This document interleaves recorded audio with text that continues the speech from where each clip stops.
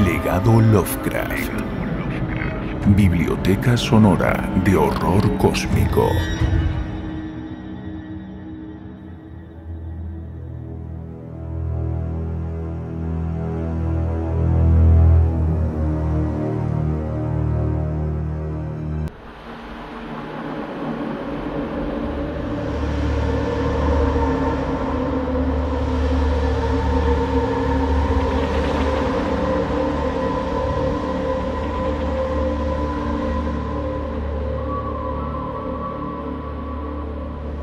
A mi parecer, no hay nada más misericordioso en el mundo que la incapacidad del cerebro humano de correlacionar todos sus contenidos. Vivimos en una plácida isla de ignorancia en medio de mares negros e infinitos, pero no fue concebido que debiéramos llegar muy lejos. Hasta el momento, las ciencias, cada una orientada en su propia dirección, nos han causado poco daño. Pero algún día la reconstrucción de conocimientos dispersos nos dará a conocer tan terribles panorámicas de la realidad y lo terrorífico del lugar que ocupamos en ella, que solo podremos enloquecer como consecuencia de tal revelación o huir de la mortífera luz hacia la paz y seguridad de una nueva era de tinieblas.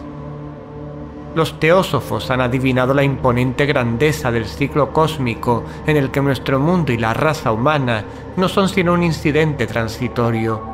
Los filósofos han hecho insinuaciones acerca de extrañas supervivencias en términos que podrían helar la sangre si no se enmascarasen tras un suave optimismo. Pero no procede de ellos la visión de épocas prohibidas que me hace sentir escalofríos cada vez que pienso en ella y me vuelve loco en mis sueños. Esa pequeña visión, como todas las pavorosas visiones de la realidad, fue el producto de una reconstrucción accidental a partir de varias cosas diferentes, en este caso un antiguo artículo de periódico y las notas de un profesor fallecido. Espero que nadie más sea capaz de repetir esta reconstrucción. De hecho, si yo viviera lo bastante, jamás aportaría conscientemente un solo eslabón más a tan horrible cadena. Creo que el profesor también tenía intención de silenciar aquella parte de la que tuvo conocimiento, así como de haber destruido sus notas si no le hubiera sobrevenido una repentina muerte.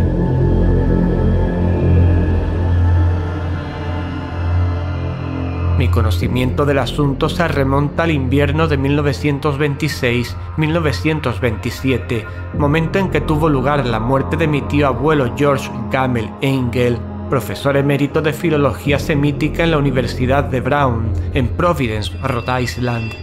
El profesor Engel era una autoridad reconocida en inscripciones de la antigüedad, y con frecuencia habían recurrido a él los directores de museos importantes. A esto se debe que su fallecimiento a la edad de 92 años se ha recordado por muchos. En el ámbito local, el interés acrecentó por las oscuras circunstancias de su muerte. El profesor sufrió una extraña dolencia mientras volvía del barco de Newport. Tal y como dijeron los testigos, se derrumbó de repente tras haber recibido el empellón de un negro con aspecto de marinero que había salido de uno de los raros y oscuros callejones de la escarpada pendiente que constituía un atajo entre los muelles y la casa del difunto en Williams Street. Los médicos fueron incapaces de encontrar ningún trastorno visible, pero terminaron por apuntar tras una discusión que la causa de la muerte debía ser una lesión desconocida del corazón, causada por el rápido ascenso de un hombre ya mayor por una colina tan pronunciada. En aquel momento no vi motivo alguno para disentir de ese dictamen, pero más tarde me vi inclinado a cuestionarlo, e incluso a más que cuestionarlo. Como heredero y albacea de mi tío abuelo, que había muerto viudo y sin hijos, debía examinar sus papeles con cierta minuciosidad. A tal fin llevé todos sus archivos y cajas a mi alojamiento en Boston.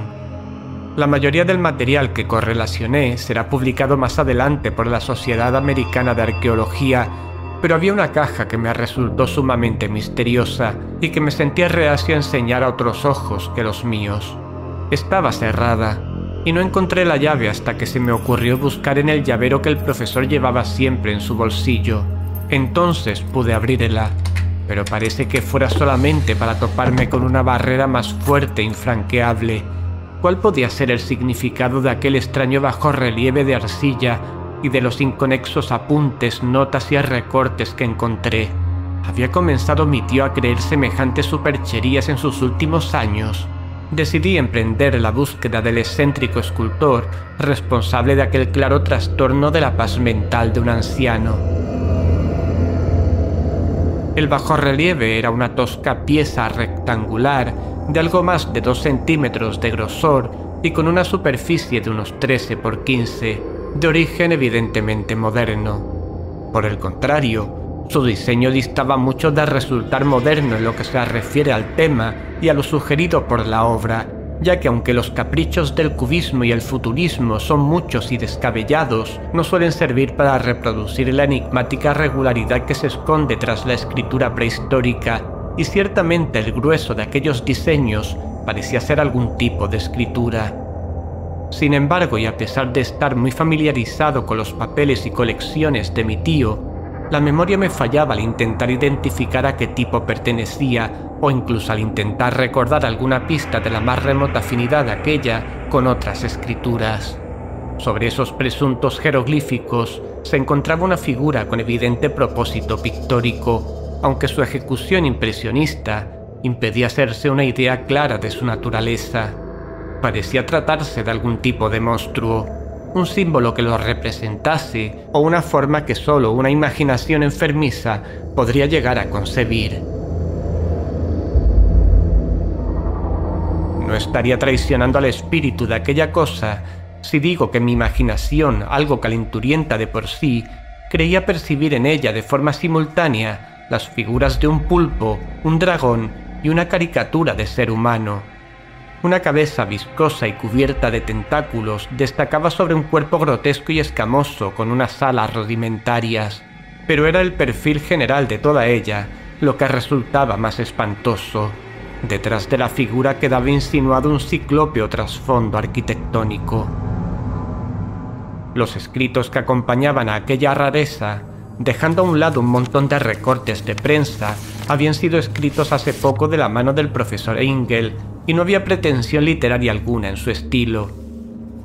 Lo que parecía ser el documento principal se titulaba Culto de Cthulhu en caracteres trazados concienzudamente para evitar una lectura equivocada de una palabra tan inaudita. El manuscrito estaba dividido en 2 secciones, estando titulada la primera 1925 Los sueños y trabajos sobre los sueños de H.A. Wilcox, 7 Somers Street, Providence, Rhode Island, y el segundo Narración del inspector John R.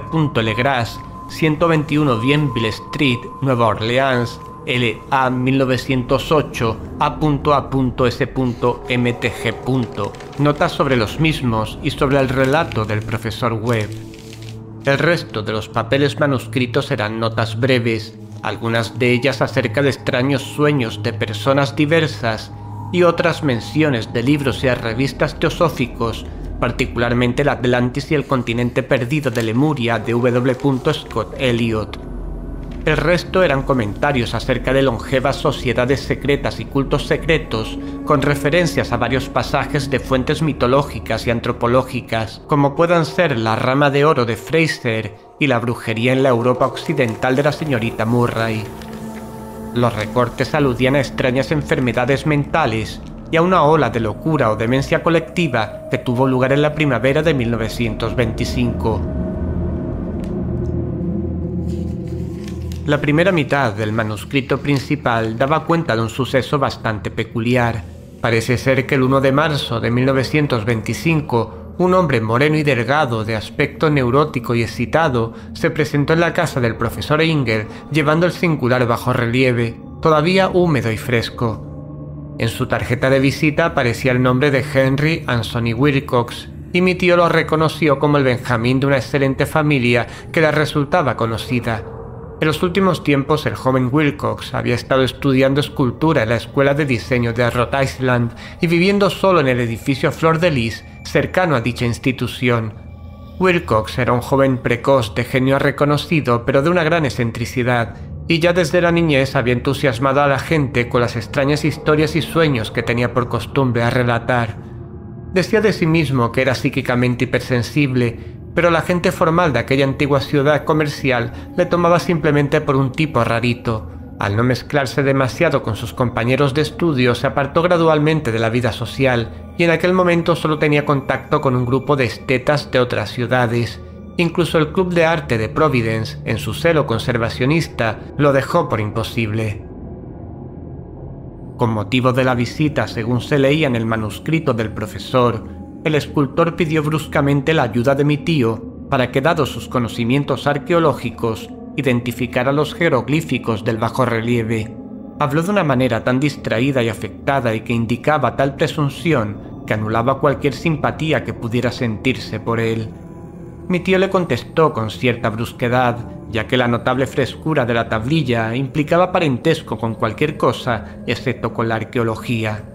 La réplica del joven Wilcox, que impresionó a mi tío hasta el punto de recordarla y anotarla al pie de la letra, estuvo caracterizada por un matiz fantásticamente poético que debió marcar sin duda toda la conversación y que, tal y como he podido comprobar más tarde, resultaba muy propio de él.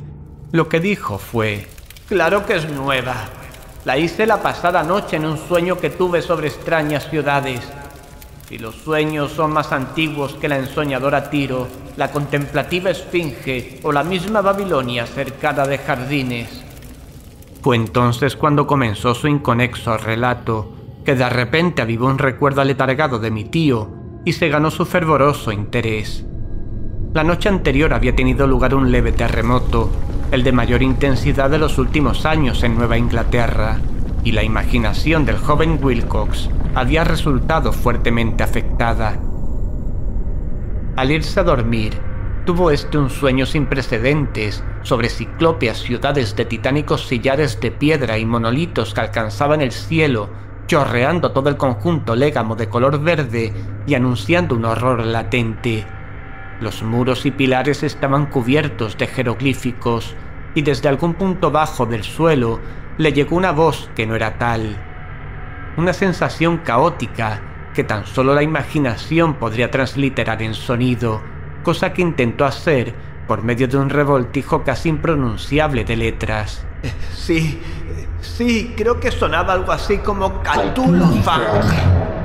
Este galimatías fue la clave para que el profesor recordase algo que le preocupaba y confundía. Preguntó al escultor con minuciosidad científica y estudió con intensidad casi frenética el bajorrelieve en el que el joven se encontraba trabajando cuando, helándose de frío y vestido solo con su pijama, despertó de repente y se sorprendió al ver lo que hacía. Mi tío culpaba su edad, como dijo Wilcox posteriormente, de su lentitud en reconocer los jeroglíficos y el diseño pictórico. Muchas de sus preguntas le parecieron fuera de lugar al visitante, especialmente cuando el profesor intentó encontrar conexiones entre Wilcox y extrañas sectas y sociedades. Wilcox no pudo entender las repetidas promesas de silencio que le fueron ofrecidas a cambio de admitir su pertenencia a una extendida organización religiosa de carácter pagano o místico. Cuando el profesor se convenció de que Wilcox ignoraba la existencia de cualquier tipo de culto o de saber arcano, no dudó en asediar a su visitante solicitándole futuros informes acerca de sus sueños. Esto dio su fruto de una forma continuada, ya que tras la primera entrevista, el manuscrito hace constar las visitas diarias del joven en las que relataba sorprendentes fragmentos de imágenes oníricas, cuyo principal contenido era siempre alguna terrible panorámica de carácter ciclópeo y de piedra oscura y chorreante, a la que acompañaba una voz o inteligencia subterránea que de forma monótona profería enigmáticos impactos sensoriales imposibles de transliterar salvo en un galimatías. Los dos sonidos repetidos con más frecuencia mencionados en las cartas eran Cthulhu y Rilaie.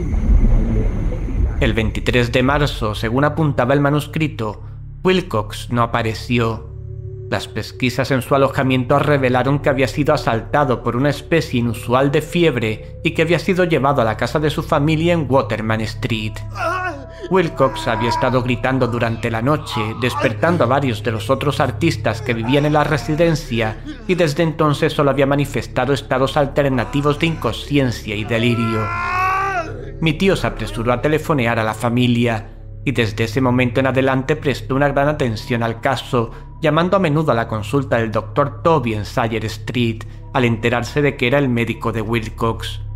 Al parecer, la febril mente del joven se explayaba sobre cosas extrañas, y a ratos el doctor se estremecía al oír hablar de ellas.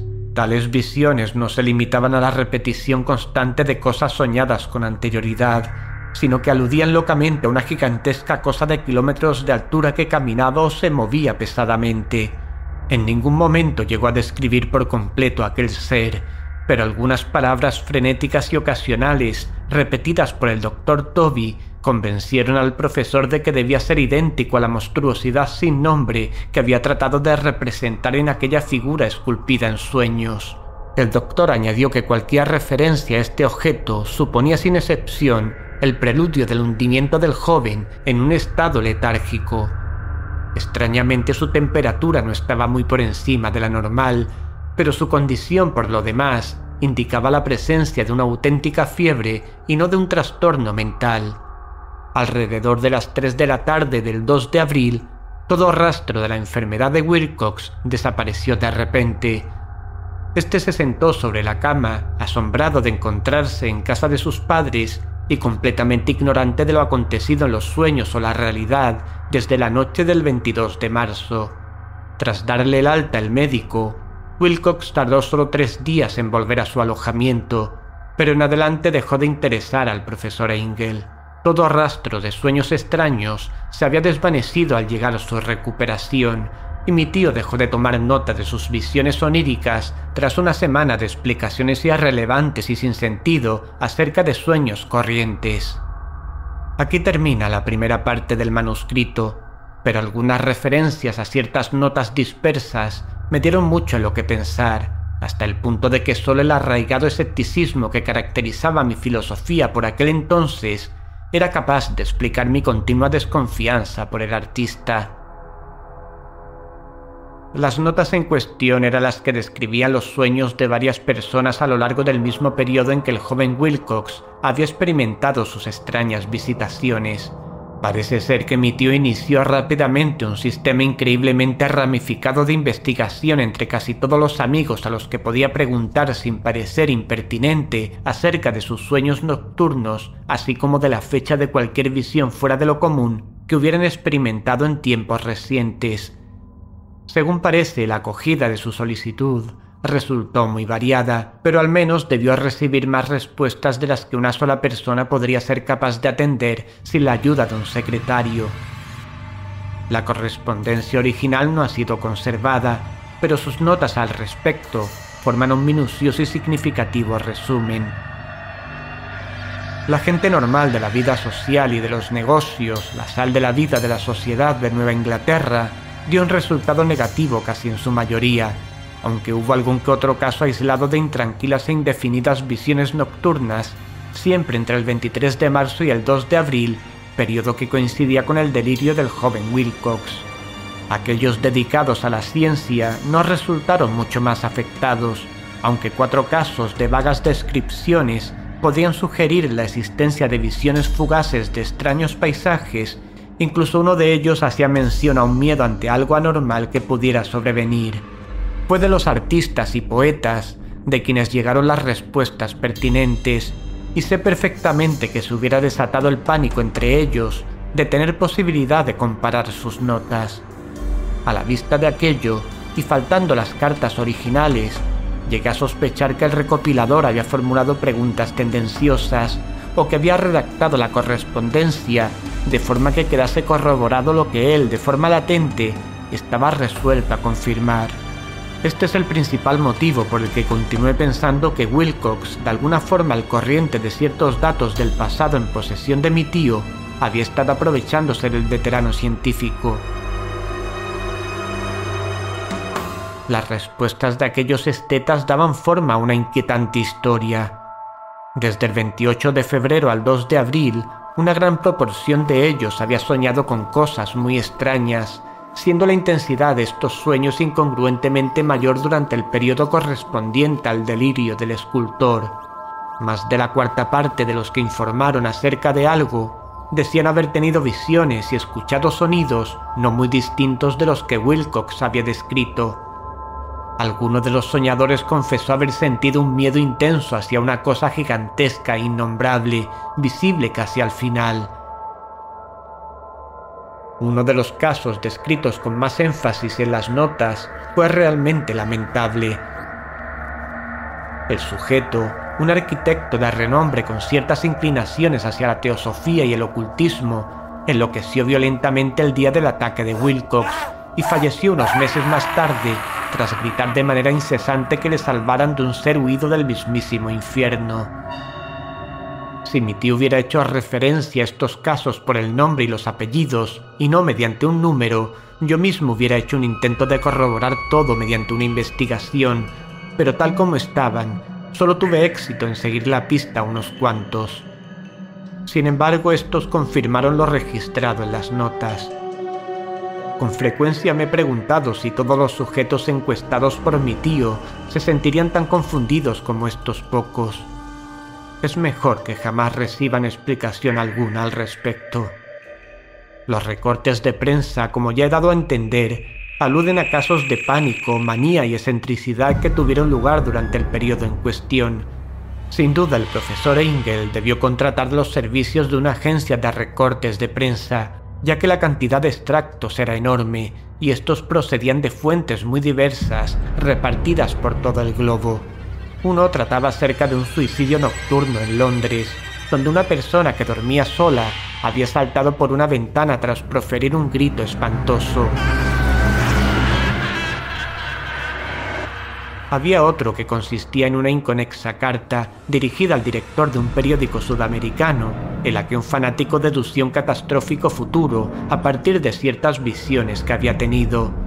Un comunicado procedente de California describía una colonia de teósofos vistiéndose de togas blancas como preparativo de algún glorioso cumplimiento que jamás tuvo lugar, mientras que las noticias llegadas desde la India hablaban con cautela acerca de serios disturbios causados por nativos hacia finales de marzo. Los ritos orgiásticos del vudú se multiplicaban en Haití, y de los puestos avanzados africanos llegaba información acerca de rumores y malos augurios. Las autoridades americanas en Filipinas se encontraron con la agitación de varias tribus por esas fechas, y en Nueva York la policía era acosada por multitudes de tés aceitunada la noche del 22 al 23 de marzo. En la zona occidental de Irlanda también abundaban los descabellados rumores y leyendas, y el pintor de temas fantásticos Ardois Bonnot colgaba su blasfemo paisaje onírico en el Salón de Primavera de París de 1926. Fueron tan numerosas las alteraciones que tuvieron lugar en los manicomios que solamente un milagro hubiera sido capaz de evitar que la cofradía médica advirtiese los extraños paralelismos y sacase desconcertantes conclusiones de aquello. Un extraño montón de recortes que aún hoy no puedo concebir con qué insensible racionalismo fui capaz de desechar. Pero por aquel entonces ya estaba convencido de que el joven Wilcox conocía aquellas viejas cuestiones mencionadas por el profesor.